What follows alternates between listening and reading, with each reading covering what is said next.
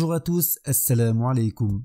La nuit de mi-Sha'ban, en arabe Laylatun Nifsi min Sha'ban, est une nuit éminente et bénie, dans laquelle Dieu accorde des spécificités. Ibn Hibban rapporte que le messager de Dieu sallallahu alayhi wa sallam dit en ce sens: dans la nuit de mi-Sha'ban, Allah distingue ses créatures et leur pardonne tous, hormis à l'associateur et au haineux.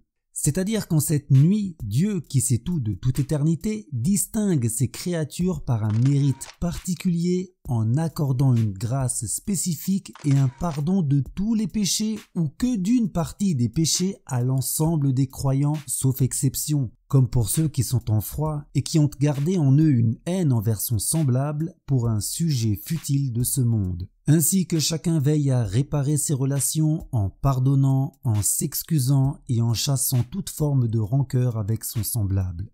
Par contre, cette nuit n'est pas celle où Dieu dévoile aux anges les détails de ce qui arrivera durant l'année à venir, car cet événement-là concerne la nuit de la valeur, appelée Laylatul Qadr, connue aussi sous l'appellation la nuit du destin, qui arrive lors du mois de Ramadan.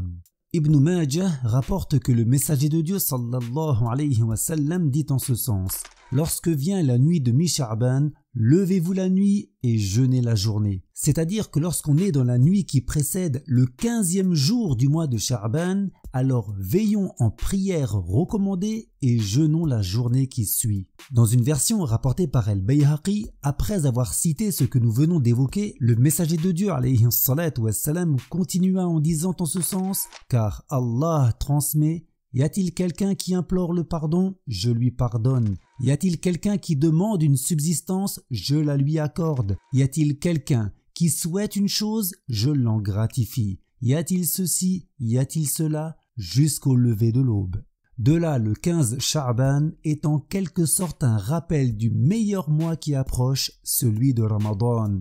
C'est ainsi que le prophète nous incite à y accomplir ce qui est loué par Dieu, à savoir accomplir la prière pour lui et implorer son pardon en pleine nuit, alors que la plupart des gens dorment, mais aussi jeûner en pleine journée en recherchant son agrément tout en évitant les péchés. Nous pouvons également bien entendu méditer sur la mort qui nous rattrapera un jour, mais aussi sur la résurrection, la remise des comptes et le jugement dernier, comme il nous est d'ailleurs demandé d'y méditer tout au long de notre vie. De même, nous pouvons réciter la sourate Yasin par exemple, car elle apporte de nombreuses récompenses, tout comme elle en apporte d'ailleurs durant une autre nuit de l'année, car contrairement à ce que l'on peut entendre, il n'est pas rapporté du prophète qu'il aurait particulièrement incité à sa récitation en cette nuit.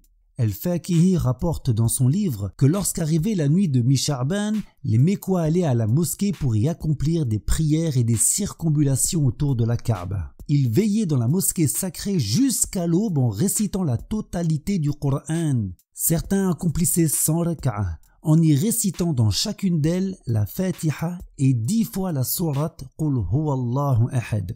Ils prenaient également de l'eau bénite de Zamzam pour en boire et se laver avec et en garder pour les malades, et ce, dans l'espoir d'obtenir les bénédictions de cette nuit-là. Par contre, certaines personnes ont coutume de se réunir en cette nuit pour réciter une invocation qu'ils appellent l'invocation de mi-Sha'ban, alors qu'elle n'a jamais été certifiée du prophète ni d'aucun de ses compagnons. Cette invocation peut suggérer que Dieu changerait sa volonté, alors que cela est clairement contraire au dogme en son unicité et en sa perfection absolue. Dieu, c'est tout de toute éternité, et il serait donc absurde de prétendre que sa volonté change. Pour plus de détails sur cette invocation tendancieuse, veuillez vous référer à la description de la vidéo. Sachant cela, il est donc mieux de répéter les invocations certifiées de notre prophète, et elles sont ô combien nombreuses dans les ouvrages de référence tels que le livre Riyadus Salihin de l'imam An-Nawawi et bien d'autres encore.